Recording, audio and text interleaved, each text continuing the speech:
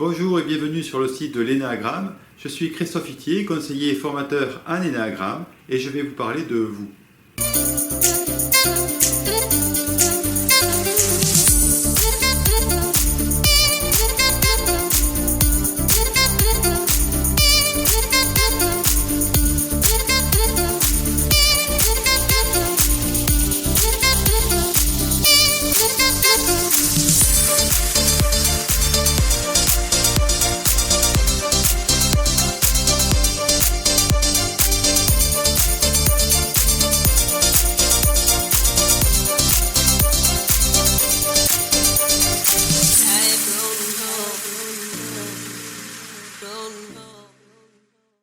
Alors, cette vidéo a pour but de vous aider à trouver votre type ou mécanisme de base en énéagramme.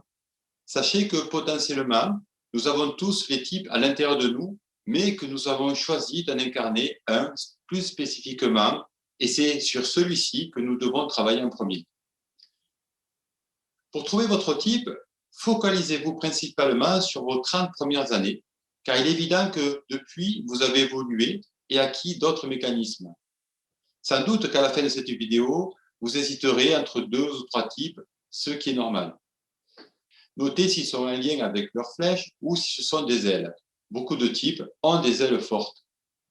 N'hésitez pas à utiliser les fiches du descriptif sur le site, de répondre aux tests en lien en dessous de la vidéo. Et si jamais vous hésitez toujours, eh bien, je vous invite à me contacter, soit pour une courte séance d'une demi-heure où je vous confirmerai votre type et votre sous-type, soit pour une consultation d'1 heure et demie, où nous verrons tous les domaines de votre type d'une manière très précise, soit en achetant une consultation préenregistrée que vous trouverez sur le site. Commençons par le type 1. Dans ces niveaux hauts, le 1 se comporte d'une manière intègre. C'est une personne rigoureuse, responsable, bienveillante, qui aime que les choses soient bien faites. C'est un enseignant, un conseiller, un chevalier blanc au service de l'ordre et de la règle. Mais quand il est stressé, le type 1 descend dans ses niveaux et devient rigide, impatient, intolérant, contrôlant, critique. Susceptible, souvent regarder ce qui ne va pas. Cela est dû à sa blessure liée à l'injustice ou l'imperfection. Morphologiquement, il est souvent grand, mince, son regard est puissant.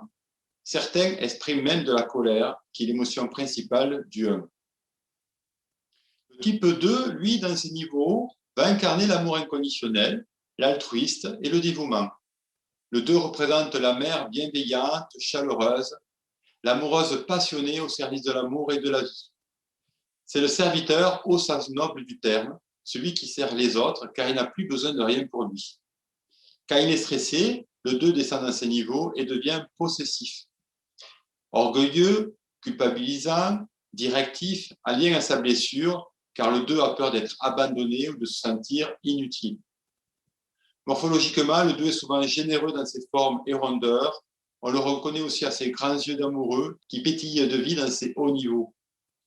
Le type 3, dans ses hauts niveaux, est de nature battante, super organisé, relationnel, volontaire, efficace. Adaptable, le 3 fait tout pour être admirable. C'est un bâtisseur, un politique, un commerçant qui rêve de vivre dans un monde d'abondance.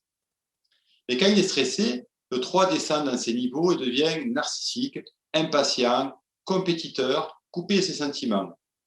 Il travaille hors beaucoup trop, tant il a peur d'échouer dans ses projets. L'échec lui est insupportable. Morphologiquement, il a un corps de sportif ou d'homme d'affaires, un peu bedonnant, à force de repas bien arrosés. On le remarque surtout à la richesse de ses habits ou de ses possessions. Le type 4, dans ses hauts niveaux, incarne l'esprit romantique, chevaleresque, créatif. C'est aussi le mystique du groupe. Il est au service de la beauté, de l'authenticité, du sens de la vie, de l'intimité.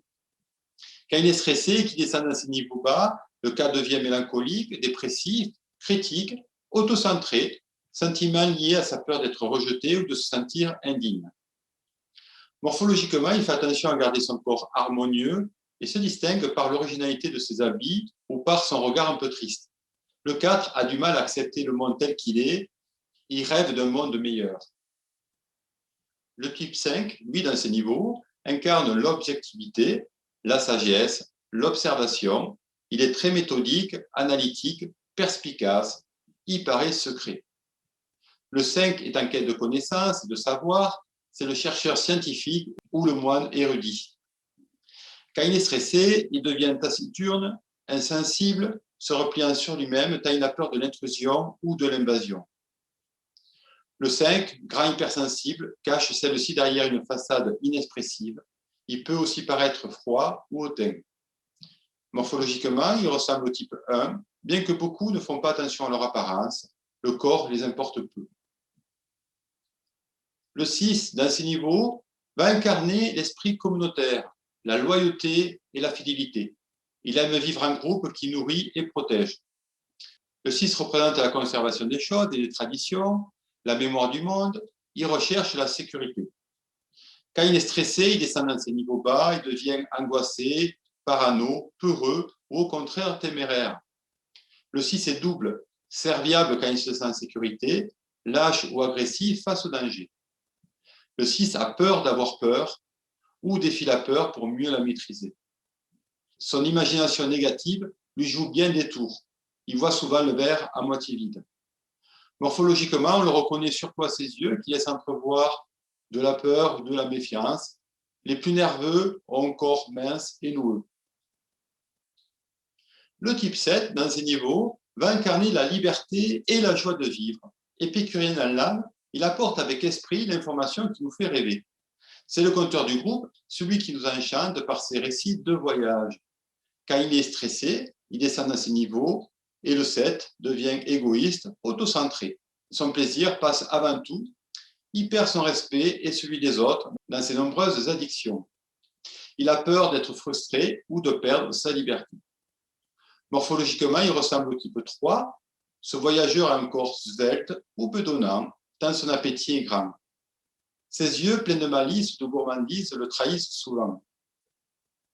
Le type 8, dans ses niveaux, incarne le roi guerrier, puissant et fier de lui. C'est le défenseur des faibles, combattant l'injustice partout où elle sévit. C'est un Cyrano de Bergerac ou un Abbé Pierre. C'est un chef de nature, autonome et ancré dans la matière. Il incarne le yang de la vie. Quand il est stressé, il descend dans ses niveaux et devient contrôlant, possessif, agressif, dominant, par peur d'être dominé ou contrôlé à son tour. Morphologiquement, on le reconnaît à sa forte carrure, son corps et son armure. Son regard très direct vous met au défi de tenter de le soumettre. Les femmes de type 8 sont des lionnes au masculin assumé. On finira avec le type 9, qui dans ses niveaux incarne la médiation, le non-jugement, la paix, l'écoute, l'empathie. Cet être paisible ne juge pas et sait voir la beauté en chacun. Il aime réconcilier ce qui est séparé, raccommoder ce qui est désuni. C'est un prophète doux qui a tout juste les pieds sur terre. Quand il est stressé et descend à ses niveaux, il s'éteint, ne fait pas de vagues, se fait discret. Il doute de lui et fait douter les autres, se demandant quelle est sa valeur. Dans sa peur du conflit, il ne sait plus se positionner. Morphologiquement, on le reconnaît surtout à ses yeux doux, enfantins, innocents.